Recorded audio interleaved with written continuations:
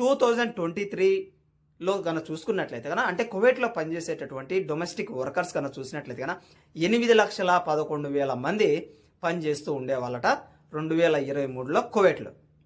అదే 2024కు వచ్చేసరికి వారి యొక్క సంఖ్య కనుక చూసినట్లయితే కనుక ఇక్కడ 7,80,000 మందికి పడిపోయి, మన మాలియాలోనే చూసుకోండి, పక్కనే ఉంటాయి కదా 2 బ్యాంకులు. అవి వచ్చేసి సొంత బిల్డింగ్స్ అయితే కావు. అందులో ఉండేటటువంటి బ్యాంకు వాళ్ళు కూడా రెంట్కి అయితే తీసుకుని ఉంటారు కదా. మరి రెంట్లు అయితే పెరిగిపోతున్నాయి. At the same time Kuwait బ్యాంకులలో పనిచేసేటటువంటి ఎవరైతే ఎంప్లాయీస్ ఉంటారో వాళ్ళ యొక్క శాలరీస్ కూడా ఎక్కువ అయిపోతున్నాయి. కాబట్టి డబ్బులు ఎలాగైనా సరే ఛార్జ్ చేయాలని చెప్పేసి కువైట్ వ్యాప్తంగా ఉన్నటువంటి బ్యాంకులు అయితే ఈ నిర్ణయం అయితే తీసుకుంటూ ఉన్నాయి. ప్రెసెంట్ అయితే గన కువైట్లో పనిచేసేటటువంటి వాళ్ళు ఎటువంటి టెన్షన్ పడాల్సినటువంటి అవసరం లేదు.